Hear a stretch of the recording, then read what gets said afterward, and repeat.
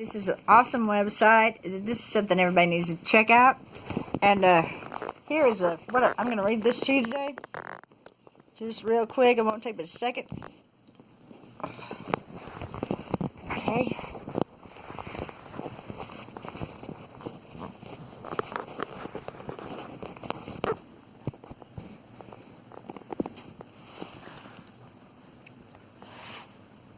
The words of the Rainbow Prophecy.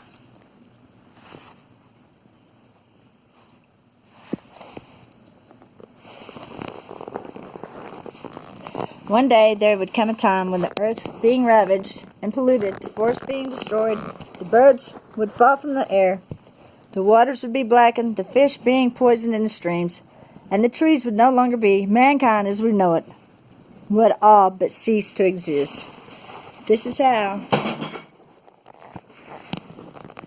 the Rainbow Prophecy begins, as retold by a woman of the Cree Indian Nation of America over a century ago. The Cree are one of the largest groups of the First Nations Native Americans in North America. There are over 135 bands of Cree living in Canada, with a total population of approximately 200,000 today. The Rainbow Prophecy, as it has come to be known, refers to the keepers of the legends, rituals, and other myths that will be needed when the time comes to restore the health on earth. It is believed that these legendary beings will return on a day of awakening when all people will unite and create a new world of justice, peace, and freedom. And they will be named the Warriors of the Rainbow. They will reteach the values and the knowledge that has been lost in time, demonstrating how to have wisdom and extra perception, and how unity, harmony, and love is the only way forward.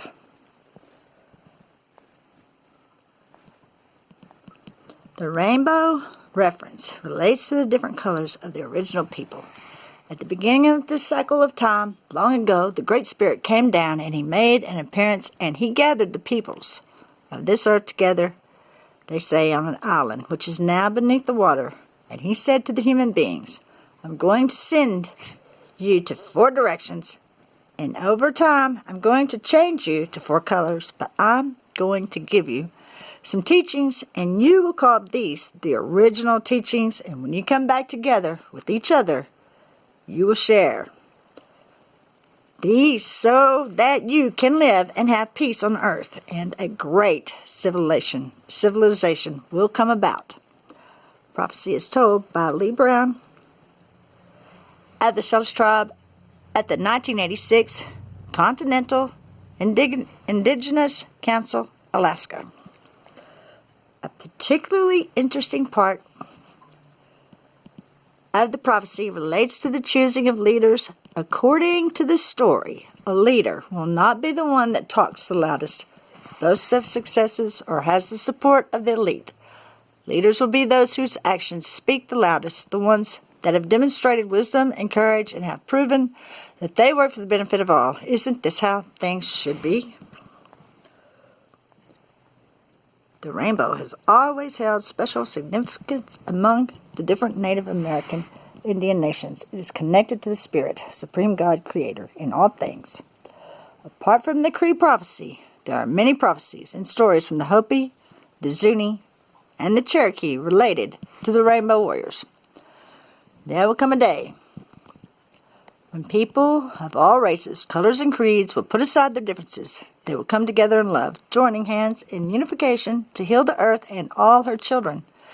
They will move over the earth like a great whirling rainbow, bringing peace, understanding, and healing everywhere they go. Many creatures thought to be extinct or mythical will resurface at this time.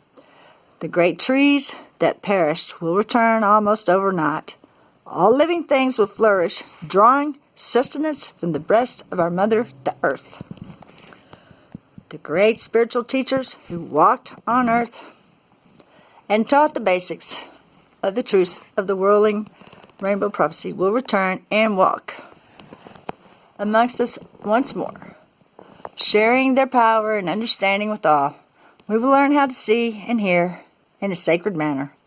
Men and women will be equals in the way Creator intended them to be. All children will be safe anywhere they want to go. Elders will be respected and valued for their contributions to life. Their wisdom will be sought out. The whole human race will be called the people, and there will be no more war, sickness, or hunger forever. Navajo Hopi Prophecy of the Whirling Rainbow. Okay, now we're getting pretty close to good stuff. Hang with me. Alright, continues. In the time of the seventh fire, a new people would emerge. They would retrace their steps to find the wisdom that was left by the side of the trail long ago. Their steps would take them to the elders, who they would ask to guide them on their journey. If the new people remain strong in their quest, the sacred drum will again sound its voice. There will be an awakening of the people, and the sacred fire will again be lit. At this time, the light-skinned race will be given a choice between two roads. One road is the road of greed and technology without wisdom or respect for life. This road represents a rush to destruction. The other road is spirituality, a slower path that includes respect for all living things. If we choose the spiritual path, we can light yet another fire, an eighth fire, and begin an extended period of peace and healthy growth. Grandfather William Commanda, Circle of All Nations Prophecy of the Seven Fires of the Anishinaabe from Ancient Wampum Belt. Alright, here it is. This is what you've been waiting for. While Wikipedia would have people believe that the legend originates in a 1962 book titled Warriors of the Rainbow by William Valoya and Vincent Brown, the reality is that the prophecy is ancient, passed down as oral history over many generations.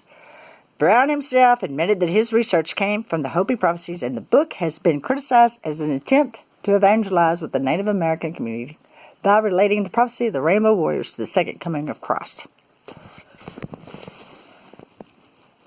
References to a new era, a golden age, characterized by harmony, stability, and prosperity, do not just belong to the Native Americans, but can be found in myths and legends from all over the world.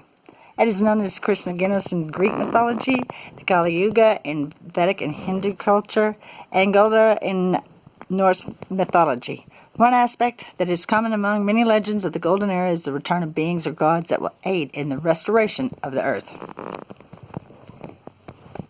In classical Greek mythology, the Golden Age was presided over by the leading titan Cronus. In some version